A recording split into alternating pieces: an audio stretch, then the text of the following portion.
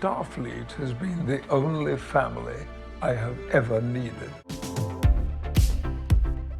Picard Season 3, Episode 4 might be called No Win Scenario, but this episode is really all about how the Titan gang figures out how to win. All I do is win, no matter what. Welcome back, ScreenCrush. I'm Ryan Airy, and this is all the Easter eggs, references, and canon shoutouts that we caught in Star Trek Picard Season 3, Episode 4. The title of the episode, No Win Scenario, of course, comes from the Wrath of Khan, in which we learn that Starfleet cadets are thrown into a simulation called the Kobayashi Maru Scenario, where it's actually impossible to save the ship. There was no way to win. The idea is to teach cadets to prepare for the worst, and to accept that death in the depths of space just might happen. But of course, the existence of the no-win scenario in Star Trek is only there to present the opposite. Kirk famously cheated and beat this test by reprogramming the simulation, and that's because I don't like to lose.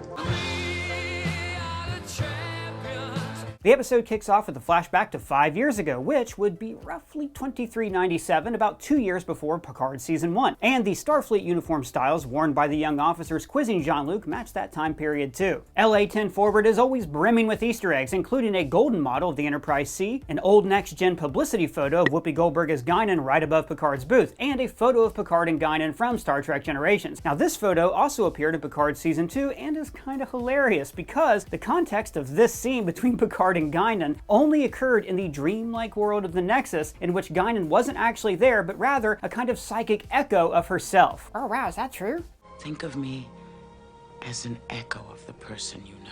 So wait, if Guinan has a picture of her ghost self from inside the Nexus, does that mean that maybe Picard never left the Nexus? Is that photo just like an echo of a photograph? Is the Nexus like Instagram? Now the Nexus is also a place where Picard dreamed he had a son and daughter, but you don't see any photos of those fake children in the bar, even though one of them did come back and play a changeling last week. I did! The flashbacks of Picard telling old stories in the bar continues as an emotional through line for the whole episode. One cadet asks Picard about your encounter with the Hirogen, and goes on to ask him about how they got into the quadrant and did Admiral Janeway offer any advice? So this Easter egg has a lot of little baby Easter eggs hidden inside of it. First of all, the Hirogen are hunter alien species from Voyager who first appeared in the episode Hunters. So because they're native to the Delta Quadrant, it's super relevant that this kid wonders how they got to Federation space in the Alpha Quadrant. It's a little like asking, hey Picard, how did you rip off a Janeway enemy? In fact, Janeway's familiarity with the Hirogen is why the cadet is wondering if Picard asked her for advice. Hey, I don't remember this episode of TNG when Picard fought the Hirogen with Worf. What's that? Well, Doug, that's because this is an unseen adventure that we've never seen once ever. But because Picard refers to Worf as Lieutenant Commander, and because Admiral Janeway couldn't have been the boss of him until 2379-ish, we have to assume that the adventure took place around the events of Nemesis. But not all of Jean-Luc's war stories are deep cuts to things we've never seen. Much later in the episode, when we revisit this exact flashback, Picard talks about an adventure that we all know when he says, Then I realized that the Temerians' language was based on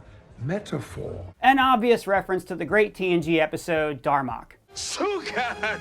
His eyes uncovered! Speaking in stories and metaphors is pretty much what we do all day. Steve Rogers at the portals. Joel calling Ellie baby girl. Back on the Titan, we get several shout-outs to the aesthetics of TNG and Voyager. When Riker comes to have a heart-to-heart with Jean-Luc, we hear the classic Enterprise doorbell sound effect. And when Seven searches the quarters of Foster, the crew member who might really be a changeling, we briefly see a cow toe set. That's the Vulcan puzzle game that 7 of 9 often played in Voyager and was seen briefly on the La Sirena in the finale of Picard Season 1. Seven says the changeling has been on the ship since before we picked up Dr. Crusher and her son. Something bigger is happening here. Now this entire setup seems to reference a very similar plot from Deep Space Nine Season 3 finale, The Adversary, in which a changeling ran amok on the Defiant. While Seven searches for the changeling, Jack and Picard decide to have a drink. Clearly, Seven is still on the clock while everybody else is getting loaded. Where were you up Picard and Jack? We're getting drunk. You can really find them in LA-10 Forward. I mean, they're not getting drunk, they're just having a moment. Where were you while Ralphie was getting high? Well, Raffi was undercover. Where were you while Crusher was getting high? Okay, that's good. High five. Jack and Picard entering the holodeck and having the simulation be the LA version of 10 Forward is one of the first Easter eggs from the Picard end credits, which now come true. In those end credits, we see text that says initiating holo sequence program, 10 Forward bar LA. But this will not be the last end credits Easter egg fulfillment that we get in this episode. Jack says that he's Gotta be honest, I'm not really a wine guy. Sorry. continuing the running joke this season that nobody really likes Picard's wine. Gotta wonder if this is a meta-commentary on how people didn't really like Picard hanging out at his vineyard in season 1. Jack wants to drink Whiskey? Preferably cheap and on the rocks. This parallels Picard and Guinan drinking hooch in Picard Season 2, Episode 1, The Stargazer. Now here it appears the cheap whiskey is Jameson, which calls back to a classic Star Trek drink named after your mom. In this time of crisis, Jack wonders why the holodeck is still open even though the ship is basically out of power. Picard tells him that It relies on a small, independent power cell for this very reason. So this lampshades the idea that certain parts of a starship can function, like artificial gravity, even when everything else is broken. Voyager's holodeck also continued to run for the same reason, even after the crew was stranded in the Delta Quadrant and needed to preserve power. The holodeck's energy matrix, it just isn't compatible with the other power systems. But having hologram tech be self-perpetuating in the post-Voyager era kind of makes sense. When Voyager returned to the Alpha Quadrant in 2378, they brought home advanced hologram tech from the 29th century in the form of the Doctor's mobile emitter. If Starfleet reverse-engineered that tech into basic holodeck functions, it feels somewhat plausible that this kind of thing could take way less power. Maybe in the 25th century, holodeck tech is a little like getting on TikTok during a power outage. Everybody listen up!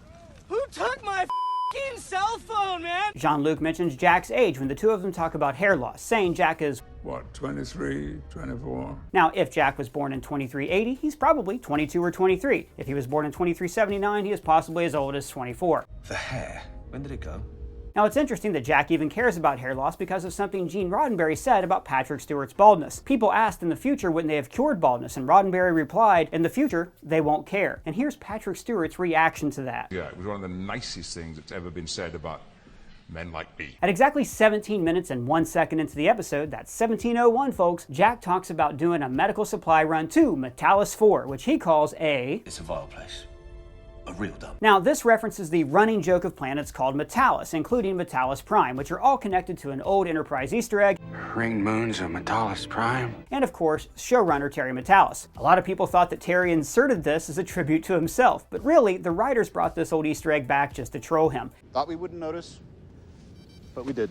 Jack's story continues with Bean Stuck in a cargo hold with this Dorian, who had a broken antenna. Now, this is a double Easter egg because we see a photo of an Andorian behind Jack at this moment, but also because an Andorian with a broken antenna probably references Kirk's fistfight with a false Andorian in Journey to Babel, in which a broken antenna revealed that the Andorian wasn't really an Andorian. You're not Andorian, who are you? Now, this in a way references this episode of Picard, since the plot is mostly about trying to find an imposter on the Titan. It could even be that this Andorian was actually a changeling. Speaking of that, Shaw tells Seven that the best way to trap the goo people is to find their Pot, a vase, a receptacle thing. This references Odo's bucket from Deep Space Nine, and when Seven is given a pad called a Changeling report, we see very clearly a photo of Odo. When Seven finds the bucket, it looks a lot like Odo's bucket from DS9, indicating that Changelings really like a certain kind of pail. I just think they're neat. Hey, how come Seven didn't know anything about the Changelings? Didn't the Union fight a whole war with them? The Federation, not the Union. And there's a good reason why she knew nothing about them. She served on Voyager until 2378, and by the time they returned from the Delta Quadrant, the Dominion War was over. Seven has only formally been in Starfleet for just a few years at this point, meaning that it stands to reason there are some gaps in her knowledge of Federation history. Then again, we all have a lot to learn about Changelings because Vadic appears to be a shapeshifter too, and even cuts off a part of her goo self to communicate with one of her evil superiors. This uber baddie asks Vadic to deliver the asset, which seems to mean the asset is Jack himself. The Shrike then ejects the experimental portal weapon, and we see very briefly that this device has the words Daystrom Institute written on it. The Daystrom Institute references, of course, Richard Daystrom from the Ultimate Computer and several other versions of the Daystrom Institute throughout Star Wars canon. Graduate of the Daystrom Institute Theoretical Propulsion Group.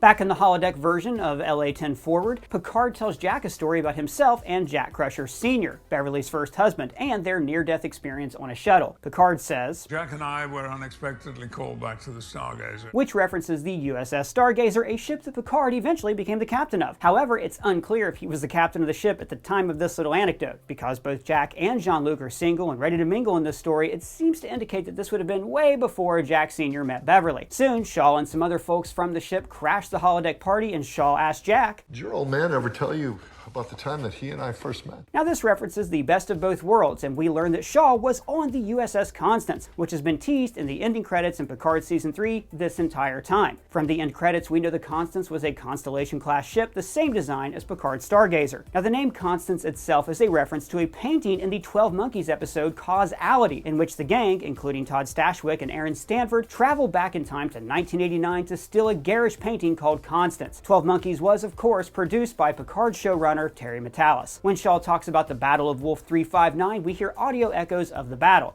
And the next second. And when Shaw talks about Picard's Borg name, we can hear an audio echo of Patrick Stewart saying,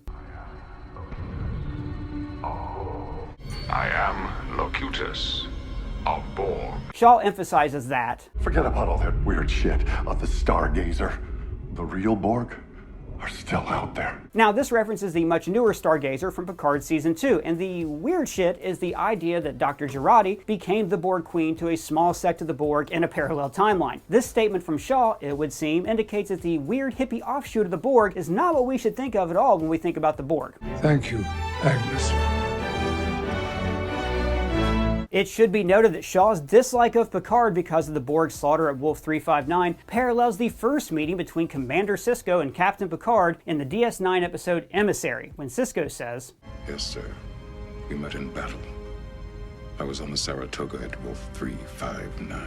The big denouement in this episode is all about space babies. Away from that ship out there and away from our new friends, the space babies. Jack. Space babies? Crusher has learned that the Nebula is actually going to give birth to a bunch of space babies, which Riker hardly believes, but Crusher reminds him that they've encountered species before, life forms that thrive in the vacuum of space. Picard backs her up, saying Farpoint, which of course references the very first episode of Next Generation, in which giant space jellyfish hold hands and make everybody have a feeling of great joy and gratitude. The Enterprise also encountered other space-dwelling creatures in Galaxy's Child, and the Discovery encountered a space whale in the episode Magic to Make the Sanest Man Go Mad. When the creatures are born at the end of the episode, they do look a lot like space jellyfish. Crusher says, to seek out new life. Which is the first time Gates McFadden has ever said part of the famous Star Trek opening narration. To seek out new life and new civilizations. And Riker responds, I think we should boldly get the hell out of here. Yeah, that's kind of on the nose, isn't it? Well, in universe, the opening narration of Star Trek is actually part of Starfleet's founding motto, which retroactively comes from the first episode of Star Trek Enterprise, in which we learn that Zephram Cochrane came up with this motto. And we'll be able to explore those strange new worlds and seek out new life. Now, because Riker rode shotgun with Cochrane in First Contact, it feels like Cochrane would have approved of Riker saying it like this. Let's rock and roll! As Picard and the gang figure out how to save the ship, we hear a ship-wide whistle which goes all the way back to the original series.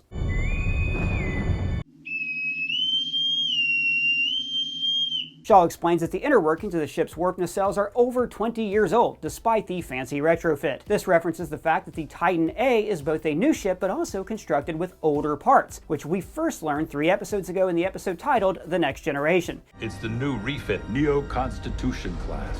Jean-Luc takes command of the ship for the purposes of flying the Titan out of the nebula, which is actually the first time in all 3 seasons of Picard in which Jean-Luc is in the center seat of a big starship. Engage! The idea of Picard guiding a ship out of a tricky situation in which the ship has 0 power also parallels the episode Booby Trap, in which he took the helm of the Enterprise and slingshotted the ship around an asteroid. Port thrusters firing. Not to be outdone by Picard's asteroid antics from back in the day, Riker throws an asteroid at the Shrike using the Titan's tractor beam, which really, from now on, should be known as the Riker maneuver. The episode ends with 2 familiar TNG moments. Riker and Troi talk over a subspace channel, marking the first appearance of present-tense Marina Sirtis in this season of Picard after she appeared in a flashback in the previous episode. And finally, the episode ends with Picard recording an Admiral's log, which has never happened in any episode of Picard until now. This gives the first 4 episodes of Picard Season 3 the feeling of having been one big episode of The Next Generation, although several mysteries remain. There are 10 episodes total in Picard Season 3, and now we have to find out how all of this connects to the adventures of Worf and Raffi. Where's Geordi? Where's Lore? There's so much left to explore. And then we get the creepy AF ending of Jack looking in a mirror, like Will at the end of Stranger Things. So what do you guys think all this means? Let me know in the comments below or at me on Twitter. And if it's your first time here, please subscribe and smash that bell for alerts. For ScreenCrush, I'm Ryan Airy.